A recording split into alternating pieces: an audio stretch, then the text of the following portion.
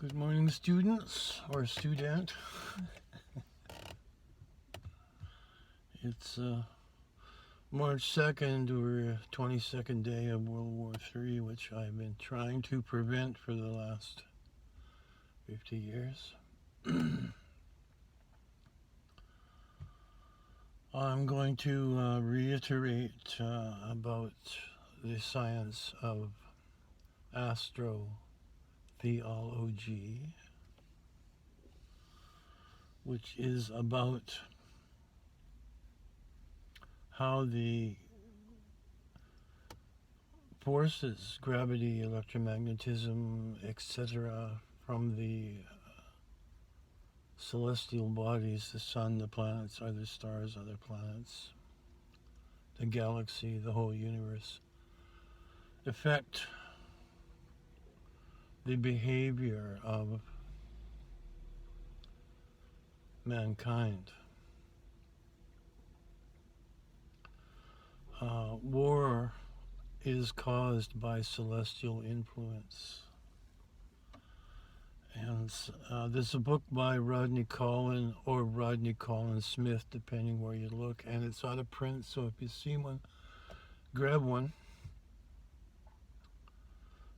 That explains most of this. The problem in the information age is everything's split up. The scientists don't talk to the religious people. I'm an expert in history. The politicians never talk to the historians, although everyone knows the phrase, history repeats itself. Which it does. Apparently, every 350 years is a book by Alexander FAMINE about that.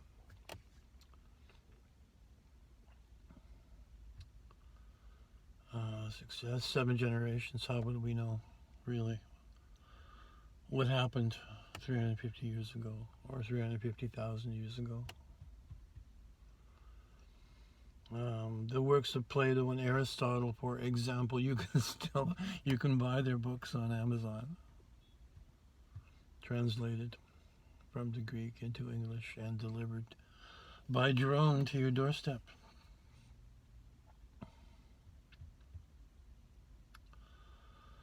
The influences, which are invisible because they're gravitic and electromagnetic and probably contain things we don't know about yet,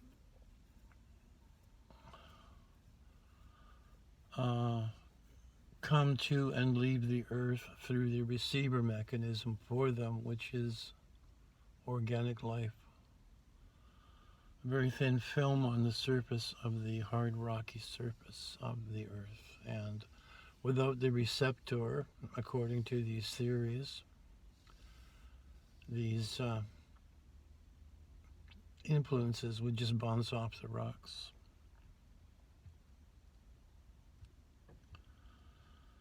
And on higher scales, including more dimensions, the theory is that the planets, stars, galaxies are alive and they communicate using these methods, and probably scalar as well, which is instantaneous. So historians, the first guy I ran across was a book called The Gods of Eden, and if I can remember his name, I will put it on here. He was going to write a book about the history of warfare on planet Earth, and his approximate, I can't remember perfectly, said there's been a war on this planet every 21 days for the last 2,000 years. If you look around the whole world, there'll be something going on. In his research, he also noticed that there were 2 groups causing these wars, and they fight with each other through eons of history.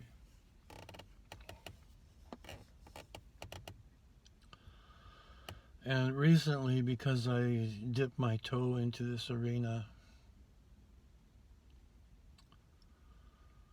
I ran across a video by an historian who has noticed there's a war every 80 years on this planet. And where we are today is 80 years away from the beginning of World War II, so this is right on schedule. And this is tied into the celestial movements. The next cycle up is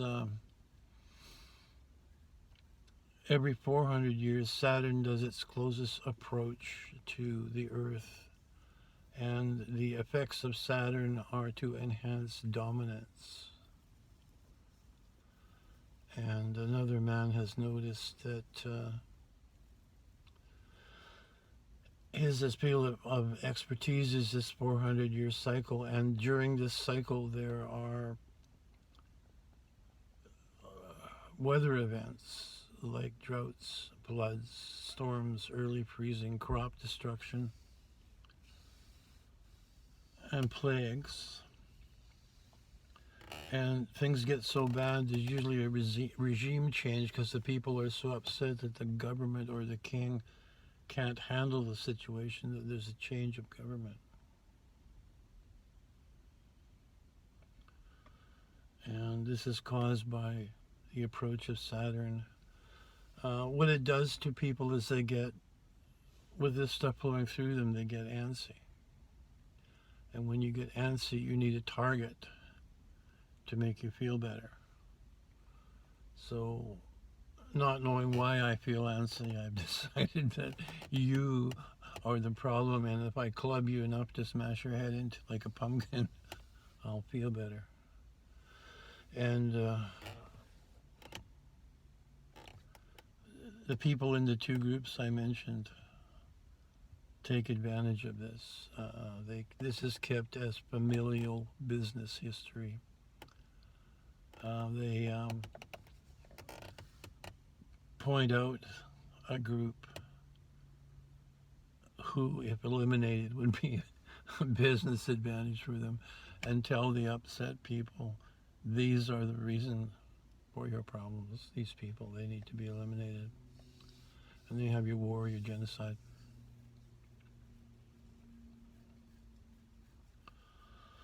Next one up is every 2,000 years, the approach of Saturn is joined by the other three gas giants out there, Jupiter, Uranus, and Neptune. And their magnetic fields couple up. And just before that happens, we're protected by being on the other side of the sun. And when we come around so we can see them, we can also feel them. This creates what will be called, or is called, the end times events, which are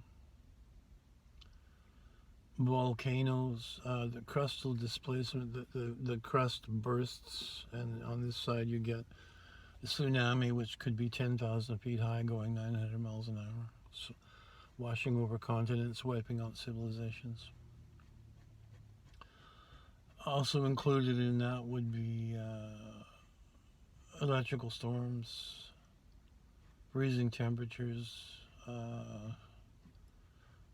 crazy migrations of mice, rabbits, plagues of locusts. This is starting to happen already. And it's an end of civilization event. Worldwide civilization has struck such a blow that it goes back to isolated pockets of humanity trying to make a comeback and remembering a golden age when there were airplanes and credit cards like we have now.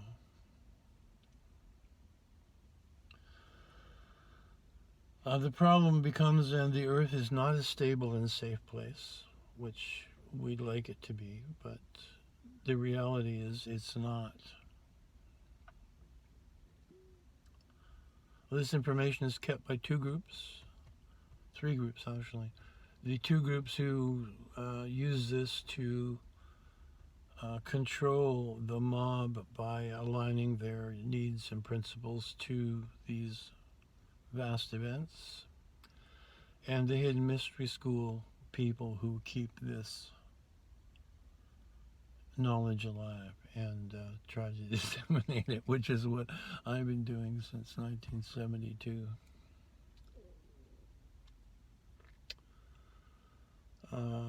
Unfortunately, it's about 1/10,000th of the 1% of humanity that's interested in this stuff hear the message and know about it, and it's been impossible to disseminate it to the vast majority, even though we have television, radio, internet,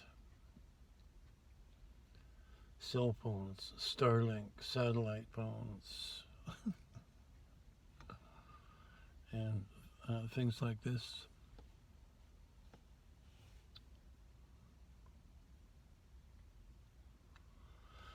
The reason for today's video is to caution you not to get caught up in this war, because it's not a war about principles or money or them Russian commies or the business criminals. It's celestial influence making people antsy. And thrown into this history, I missed this. Every 200 years there's a pandemic, and it lasts 2 years, which is where we've just been.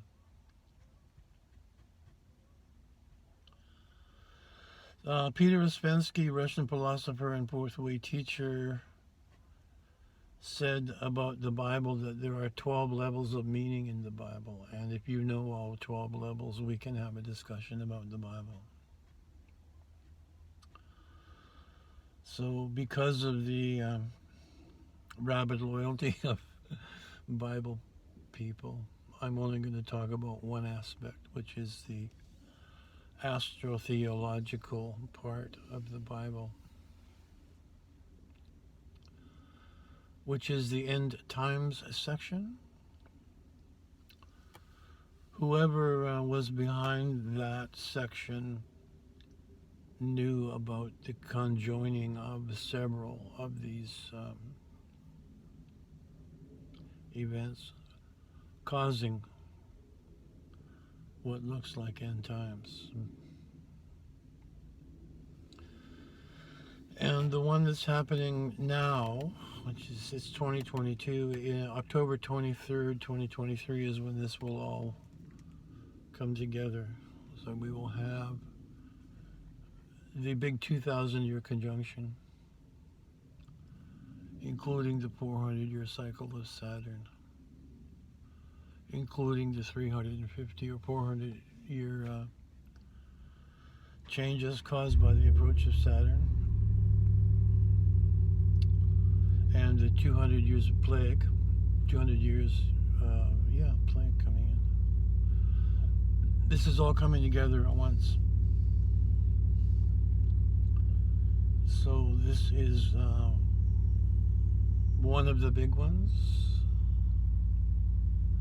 The last one happened 2,000 years ago, where the Bible guy appeared to lessen it a bit. And 2,000 years before that, I think it's what took out Egypt. And if you go back through history, you probably find what happened to Atlantis was this kind of event. And the enlightened ones, or the Illuminati, those who know this, I think it's a family business, and they keep this knowledge and are the priests and kings throughout history who have used this to bamboozle the rest of us into giving them our money.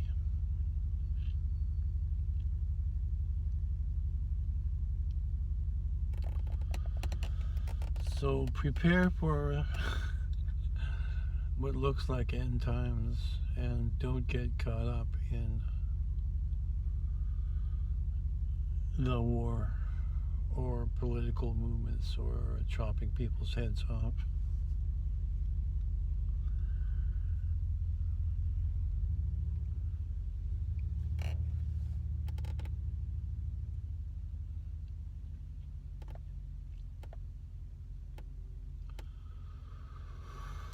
I've been through this several times in several videos, but it doesn't have a wide audience.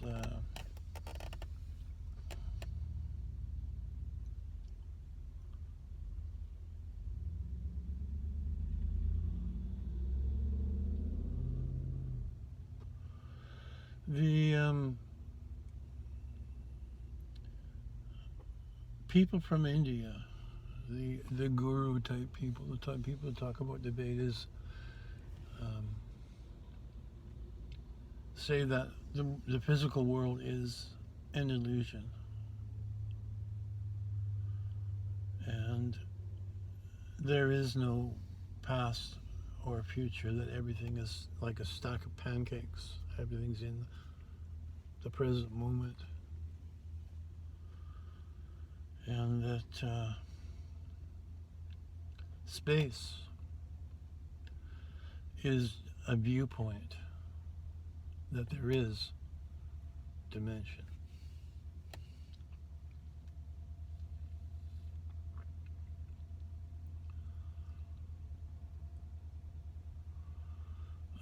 They're right about that, but most people are asleep.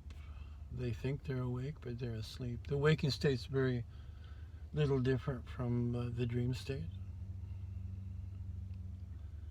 and there's as much difference between more consciousness and the awake state than there is between someone sleeping on the couch like a log and then being awake. That's not taught in this society, and would sort of spoil the game that we're all playing of kids and dogs and wives and TV and sports and yummy snacks and mistresses, power, money.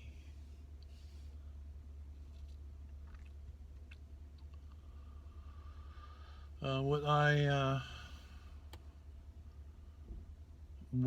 desire is to save as many people as possible from getting caught up in this crunch, because it actually has no more validity than winter coming and it snows. Okay. And in the spring, you see little crocus pokes its stump up out of the ground, and it knows winter's over. We need a calendar to tell us that. It gets hot in the summer. It's all mechanical. The wars of mankind are no different than the leaves falling off the trees in the fall.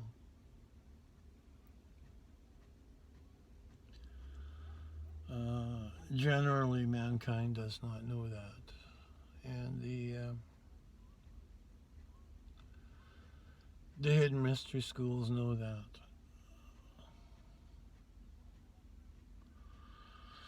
Also,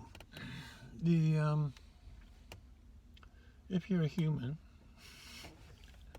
and I do have dogs in my audience, but that's another matter. You're a spiritual being in a primate platform.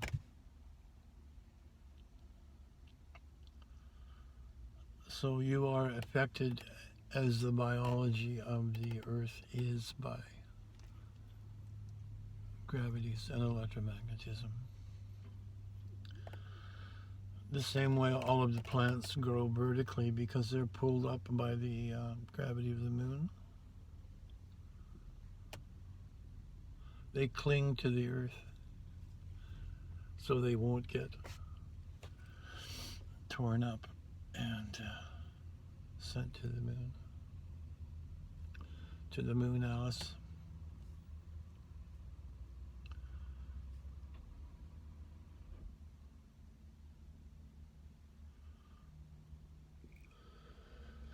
So in a higher culture, this would have been the operating basis, and I think the pyramids around the Earth were to ground out these forces so that the humans could have a peaceful life. And somebody took advantage of one of these times and did in those civilizations with the pyramid technology. Everyone knows the big pyramids in Egypt and some of the Aztec ones in Middle America, South America, but there are 1,700 pyramids around the world that are buried, and I mean buried. And they're on the ley lines, which is something you could look up and know about. These are energy grids around the Earth, and I think if you could control that, you could control the communication that the Earth has with other celestial bodies. And maybe that's what was going on then. But the pyramids are buried with mud and rocks that are not from around. They didn't scoop up and bury them. They have been carried from hundreds of miles away and dropped on the pyramid until it was covered. So somebody had the capability of moving hundreds of tons of rock and sand, hundreds of miles, and from the air drop it on the pyramid and bury it, which is like book burning. Let's get rid of these pyramid guys. Similarly, the city in the Bible that was burned with wrath from the sky, God's wrath from the sky, was made of limestone blocks. And there's a chemical that if you drop it on limestone catches fire and melts. And that's chemistry. And Egypt is the K-E-M country. The land of the land of chemistry. So perhaps the Egyptians did that from the air. Anthropologists have been there lately and dug into the melted limestone and found metallic objects like knives, spoons, plates, articles of civilization right in the limestone. And the explanation is it was melted with chemicals set on fire. So this is another instance in the Bible of if you know more than just the simple words that are there, an explanation for what they're trying to tell you. And why hidden in those days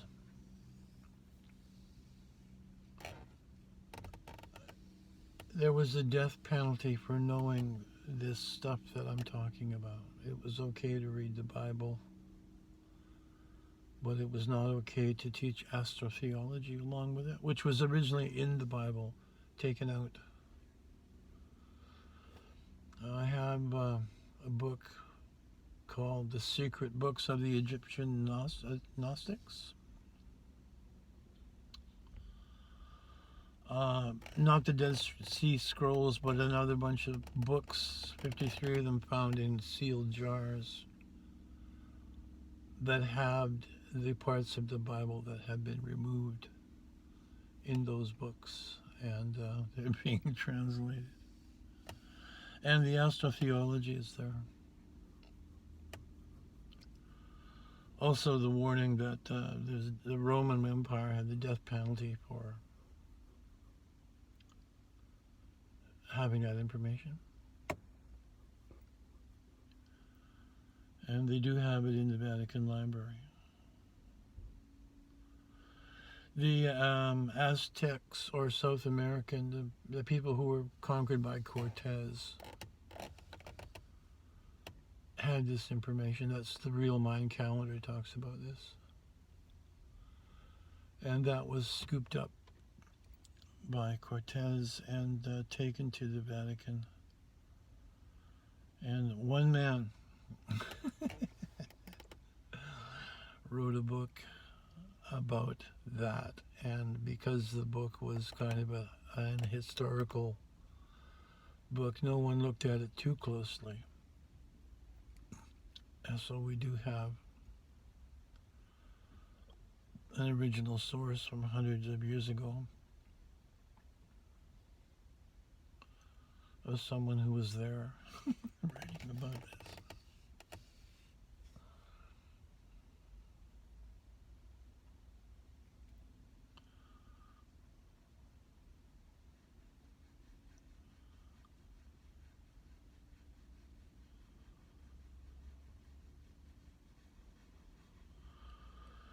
This information is also the why humanity doesn't remember its past. We remember it in myths and legends, like the gods on Olympus or Atlantis, Lemuria. Why is that there? Why is there this vague thing about a better past? Why do every primitive civilization on Earth have legends of a golden age? Same story, and the flood.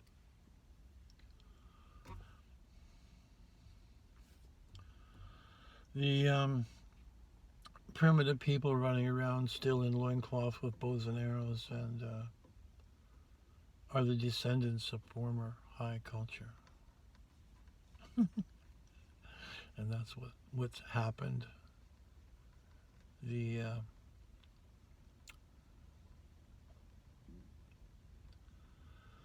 former members of a culture that might have even had space travel are now running around the jungle, still with bows and arrows, spears.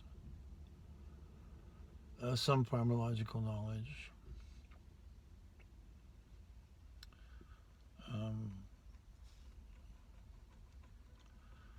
There is American philosopher who went and studied, I think, 23 primitive races. He said, including the white race. He said he noticed that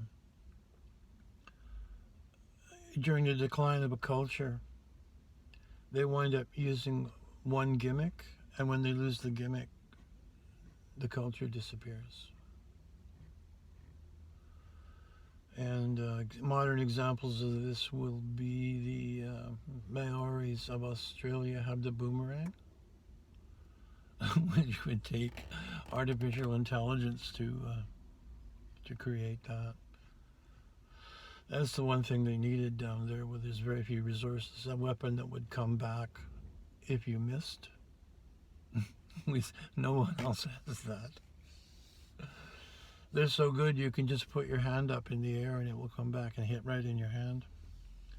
South Americans have curare nerve poison for downing animals in the trees.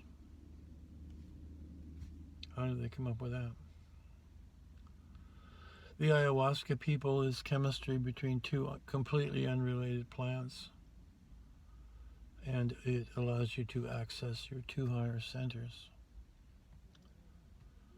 and talk to beings who are right here, who are unable to receive the frequencies they broadcast at.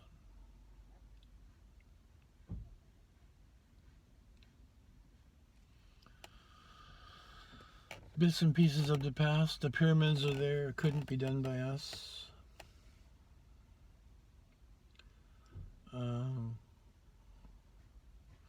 The real reason for the push to colonize Mars is we do need a backup base for the civilization because the surface of the Earth will be purged.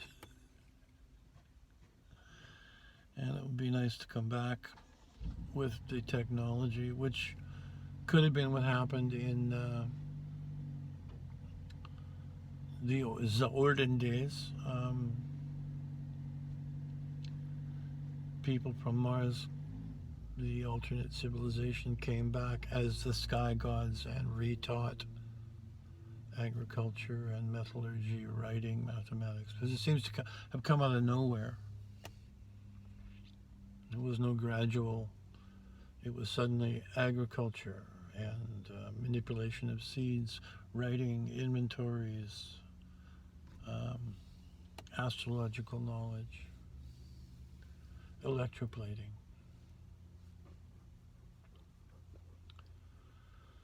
And perhaps they did it a little less honestly and stayed as the gods. They may still be around. Some people say they are.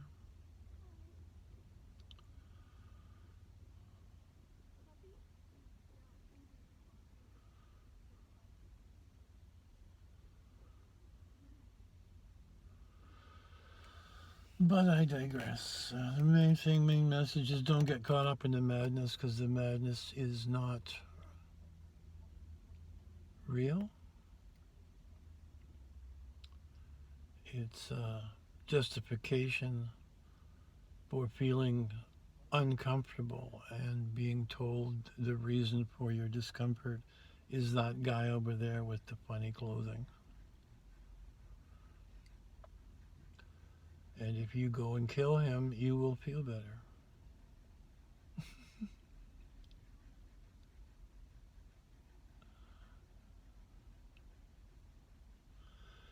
And you don't want to be killing anything because it will shock you to your core beyond belief.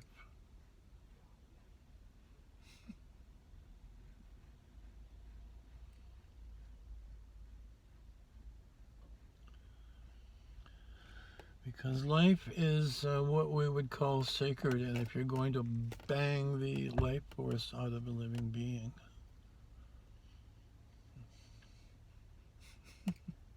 that's a crime.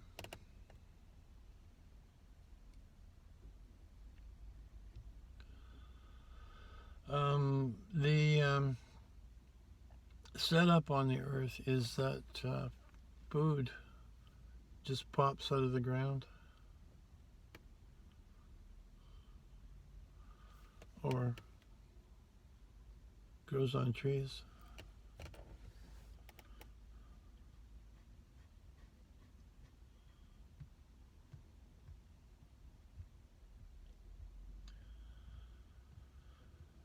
And that's part of the long game of DNA, which is a chemistry which was invented by beings who are at least 2 to 3 levels above what we would call the gods, so that spiritual beings could play in the Garden of Eden, in the organic film around the planet.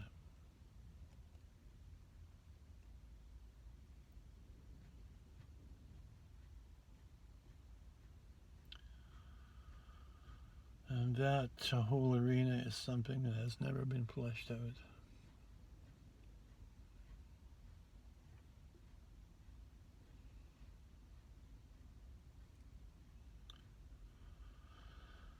If what we have for history is true, we had life in the sea, and life wants adventure, so it began to venture out onto the land. But there was nothing to eat on the land. So you have the mobile creatures in and out of the sea. The Gaia, or the overall life force underneath the land crept in and went, well, we'll supply the mobiles with food. And this grew to become the network we have now, which is from several miles down below the actual surface. There are bacterial and viral life forms, and in the atmosphere there are also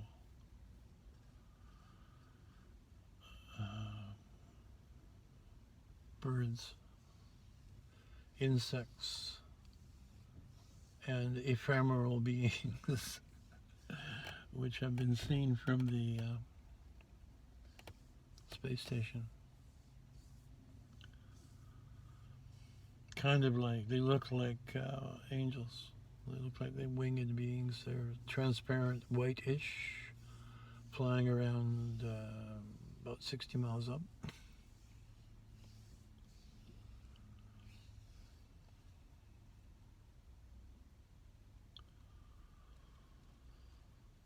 And this is a vast game of life.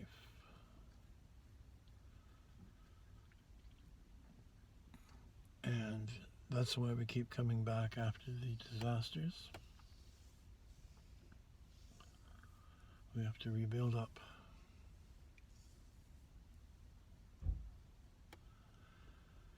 And if this knowledge was extant or kept on gold plates, which it probably is, in a mountain somewhere, we would have less of a problem with the cyclic destructions that come around every 2,000 years. And what I'm after in my research is, I believe every 10,000 years is a bigger one, but I haven't found out what happens every 10,000 years yet. But on the way to that, I found the 2,000-year cycle, which is what's coming up next year, so be ready. You're going to need food, water, a bug-out location, self-defense. And it's going to be a big surprise for 99.5% of the world, and they're going to be very desperate to save the family.